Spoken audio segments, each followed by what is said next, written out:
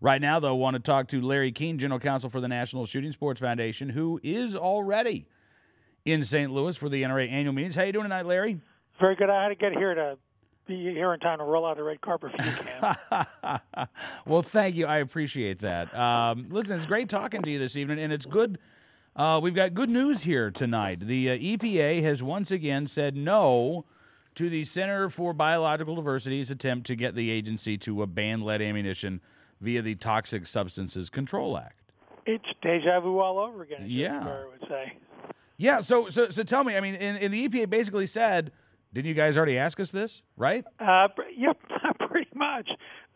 They said that there was, that this petition that they had just filed was essentially identical to the petition they had filed in August of 2010, which the EPA had denied. They said that, their attempt to narrow the scope of the remedy or the regulation that the Center for Biodiversity, a well-known anti-hunting organization, was seeking was a difference of no substance, of no consequence, that at the end of the day, nothing had changed. The EPA does not have jurisdiction under the Toxic Substance Control Act to ban traditional ammunition that contains lead components.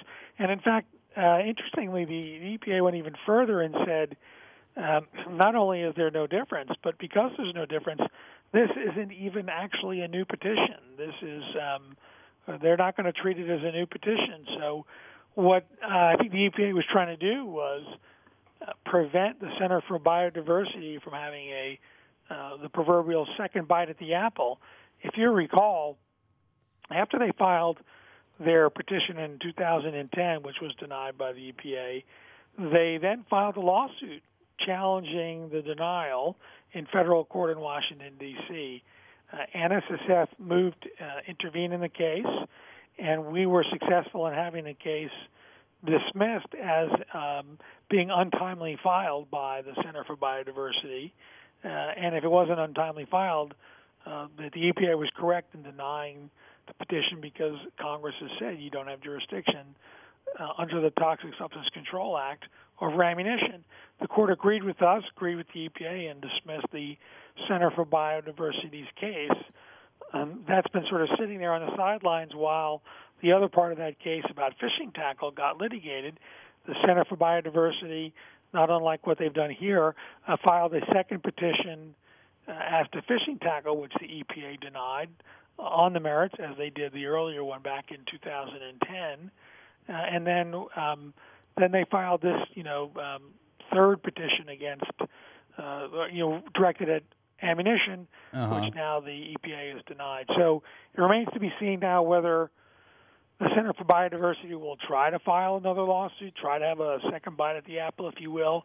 In the meantime, importantly, legislation that is supported by NSSF, NRA, SCI, and 35 other conservation and sportsmen's groups, as well as the Fraternal Order of Police, support the Hunting, Fishing, and Recreational Shooting Sports Protection Act, which would clarify that the Toxic Substance Control Act, the exemption for ammunition and firearms, extends to components of, including the projectile, which was the argument that the Center for Biodiversity was making, which was that, well, you can't regulate the entire assembled cartridge, but because you can still regulate the components of, so you can ban lead bullets or lead shot.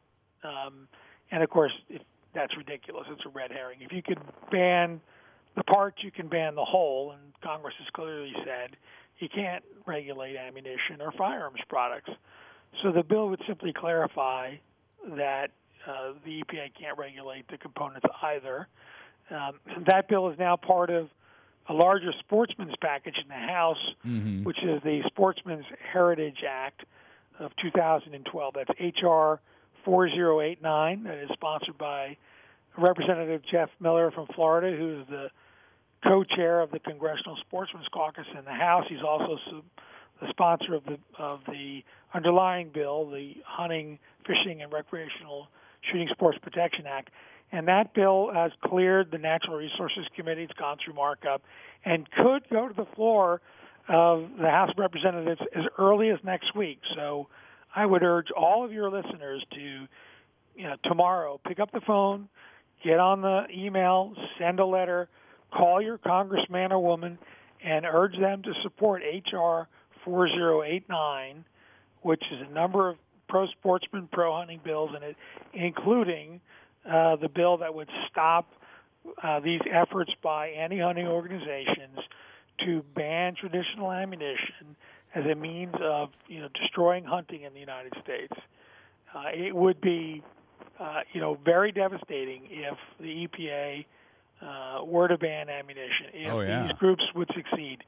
If you ban traditional ammunition, you're talking about, on average, a 190% increase in the price of ammunition. And by the way, this would be across the board. I know that this would mean law enforcement, this would mean military, this would mean civilian markets, everybody. This is not just hunting ammunition.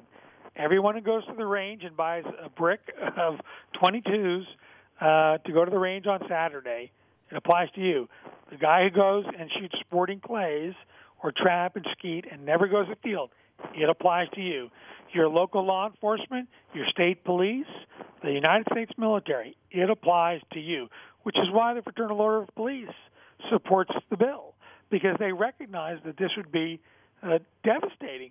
95%, Cam, 95% of the ammunition sold in the United States today is traditional ammunition.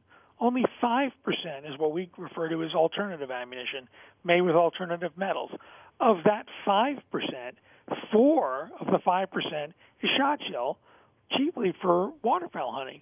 Only 1% is metallic, non-lead ammunition, typically made with brass or other metals, or combinations of metals. I understand the president has a plan to replace lead with algae-based ammunition. Solar panels, actually. So this really applies. This is not about just the folks that hunt. I mean, we've surveyed the manufacturers in the market. 70% of ammunition sold in the United States is not used for hunting. Right. It's chiefly, of course, used for target shooting, recreational shooting, and also for self-protection, home defense. Mm-hmm. So imagine, everyone who goes to the range and never goes afield paying on average 190% increase in the price of ammunition if they could find it in the first instance. Look what's happening to the availability of ammunition today. We are seeing massive supply shortages because of increasing demand, and that's going to continue right on through the rest of the year and going forward, I predict, certainly through the election, because it's driven by the concerns about the election. Commodity prices are increasing. The manufacturers of ammunition buy these commodities, lead, et cetera, on a world market. With the growth of the Chinese economy, the Indian economy, these commodities are in more demand.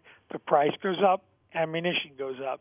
If you turn around and said to manufacturers, you can only make it with alternative metals, it's not simply a matter of, we'll just put different metal in the front of the machine and get a different bullet at the back end of the machine.